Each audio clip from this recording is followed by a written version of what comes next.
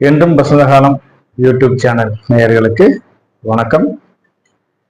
நீண்ட நாட்களாக இந்த சேனல்ல வீடியோ போட முடியாத ஒரு சூழ்நிலை இருந்தாலும் இனிமே ரெகுலரா வீடியோ வருங்க. வாழ்க்கையில் அன்றாடம் நடக்கும் நிகழ்வுகளை பேஸ் பண்ணி இதுல வீடியோ அப்லோடு செய்யப்படும். எல்லாமே யூஸ்ஃபுல்லான ஒரு தகவலாக தான் இருக்கும். இன்னைக்கு நம்ம என்ன பார்க்கறோம்னா, இன்னைக்கு நம்ம ஒரு ஹெல்மெட்டை பற்றி தான் பார்க்க போறோம். நம்ம சாலை விதிகளை மதித்து வண்டி டூ வீலர் ஓட்டும் போது கண்டிப்பா ஹெல்மெட் போட்டுக்கிட்டு வண்டி ஓட்டுறோம். இந்த ஹெல்மெட் போட்டுட்டு ஓட்டும்போது மிகவும் பாதுகாப்பான ஒரு ஃபீலிங் நமக்கு இருப்பதாகவே நம்ம உணர்வோம். ஏன்னா ஹெல்மெட் இன்னைக்கு சாலை போக்குவரத்து அடர்த்தி, அதாவது டிராபிக் டென்சிட்டி மிகவும் அதிகமாக ஆயிடுச்சு. அதனால நம்ம ரோட்ல போகும்போதே கொஞ்சம் பார்த்து நிதானமாகவும் அரசின் சாலை விதிகளை மதித்தும் செல்ல வேண்டிய ஒரு சூழ்நிலை நாம் இருக்கிறோம். இருந்தாலும் அதுதான், அந்த பாதுகாப்பான பயணங்கள் தான் நமக்கு மிகவும் ஒரு மகிழ்ச்சியை கொடுப்பதாகவும் எதிர்காலத்தில் நம்மளது குடும்பத்திற்கும் பாதுகாப்பாக இருப்பதாகவும் உணரப்படுகிறது. இன்னைக்கு நம்ம அதை பத்தி பார்க்கும்போது, இந்த ஹெல்மெட் நம்ம காலையில எடுத்து நம்ம போடுவோம், அல்லது ஆபீஸ் போகும்போதோ அல்லது எங்க டிராவல் பண்ணும்போதோ ஹெல்மெட், டூ வீலர் டிராவல் பண்ணும்போது ஹெல்மெட் போடுவோம். இந்த ஹெல்மெட்டை நம்ம பாதுகாப்பா வைக்கிறோமா அப்படிங்கிறது ஒரு கேள்விக்குறிதான். வீட்டுல எங்கேயாவது வச்சிருவோம், எடுப்போம், டக்குன்னு மாட்டுவோம், போயிட்டே இருப்போம். ஆனா போகும்போது ஏதாவது ஒரு இன்செக்ட், அதாவது எறும்பு போன்ற ஒரு இன்செக்ட் கண்டிப்பா உள்ள இருக்கும். ஏன்னா நம்ம தலையில கோகனட் ஆயில் யூஸ் பண்ணுவோம். இந்த கோகனட் ஆயில் என்னவோ அதோட ஸ்மெல்லுக்கு கண்டிப்பாக எறும்பு போன்ற ஒரு இன்செக்ட் கண்டிப்பாக அந்த பஞ்சு போன்ற ஒரு பகுதியில இருக்கும். அது நிறைய பேருக்கு தெரியறது இல்லை. இருந்தாலும் அதை தெரியணும் அப்படிங்கிறதுக்காக ஒரு விழிப்புணர்வுக்காக தான் இந்த வீடியோ பதிவு செய்யப்படுது. இப்ப நம்ம போகும்போது என்னாவும், டிராபிக்ல எங்கேயாவது போயிட்டு இருப்போம், கண்டிப்பா அதை நம்ம காதுல கண்டிப்பா டிஸ்டர்பன்ஸ் பண்ணும்.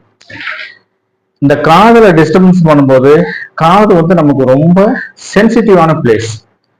அதனால அதை டிஸ்டர்ப் பண்ணும்போதே நம்மளால டிராபிக்ல வண்டி ஓட்டும் போது கொஞ்சம் ரொம்ப தொந்தரவா இருக்கும். அப்புறம் நம்ம ஓரமா நிறுத்திட்டு கண்ணாடியை கழட்டிட்டு ஹெல்மெட்டை கழட்டி அதை தட்டிக்கிட்டு காதை மறுபடியும் சரி பண்ணிட்டு போக வேண்டிய ஒரு சூழ்நிலை இருக்கும். சில டைம் கவனக்குறைவு காரணமாக சில அசம்பாவிதங்கள் நடைபெறுவதற்கான ஒரு சூழ்நிலையும் சிலருக்கு அமையும். இப்ப நம்ம காதை எடுத்துட்டீங்கன்னா, காதுல உள்ள இயர் ட்ரம் இருக்கு, 3 எலும்பு உள்ள இருக்குங்க. சுத்தி, சம்பட்டி, அங்கவடி. இது தமிழ்ல. இந்த 3 எலும்பு மிகவும் மென்மையான எலும்பு. சுத்தினா நம்ம சுத்தி மாதிரியே அந்த எலும்பு இருக்கும், அங்கவடினா இந்த அங்கவடி மாதிரியே இருக்கும், பற்றைன்னா அந்த பற்றையில யூஸ் பண்ற அந்த ஒரு அமைப்பிலேயே அந்த எலும்புகள் மிகவும் மென்மையான எலும்புகளாக அமைந்திருக்கும். இந்த 3 அதுவும் ரொம்ப சென்சிட்டிவா இருக்கும். பிளஸ் இயர் ட்ரம்மும் இன்னும் சென்சிட்டிவா இருக்கும். இதை போய் நம்ம எறும்பு போய் அதை டிஸ்டர்பன்ஸ் பண்ணிச்சுன்னா கண்டிப்பாக நமக்கு என்ன பண்றதுன்னே தெரியாது. சில டைம் ஏதாவது வண்டு மாதிரி உள்ள போயிட்டா கூட நமக்கு அப்படியே வெளியே வரவும் முடியாது, எதுவும் செய்ய முடியாது, ஃபுல் சொட்டிங் ஆயிடும். அந்த டைம்ல நமக்கு எந்த ஒரு வேலையும் செய்ய முடியாது. அந்த மாதிரி சூழ்நிலை சிலருக்கு ஏற்பட்டிருக்கு. அது அனுபவத்துலதான் சொல்றேன். இப்ப நம்ம காது எடுத்துட்டீங்கன்னா 20 to 20,000 ஹெர்ட்ஸ் ஒலி அலைகள் இருந்தா அகடு முகடுன்னு சொல்லுவாங்க. அதாவது அடண்டம் டிடண்டம். இந்த ஒலி அலைகள் ஒரு கற்றைகளாக அப்படியே வரும், வந்துட்டு அது காதுல போய் நம்ம ஒலி அலைகள் உள்ள போகும். அதுதான் இயர்ட்ரம்ல சென்சிட்டிவா ஈர்ப்பு பண்ணி நமக்கு காது கேட்கிற ஒரு சிம்டம்ஸை உண்டு பண்ணுது. டெசிபல் எடுத்துட்டீங்கன்னா 0ல இருந்து 120 to 130 டெசிபல் ஒலி அலைகள் இருந்தா மட்டும்தான் நம்ம காது வேலை செய்யும். இல்லாட்டி அதுக்கு மேல போச்சுன்னா நம்ம காது இந்த ட்ரம் டேமேஜ் ஆகும். அவ்வளவு சென்சிட்டிவான ஒரு பிளேஸ் நம்ம காது. ஆகவே என்ன பண்ணணும், ஏதாவது ஒரு இன்செக்ட் உள்ள போந்து நமக்கு ஏதாவது தொந்தரவு கொடுத்துச்சு கண்டிப்பாக நம்மளால எதுவுமே செய்ய முடியாது.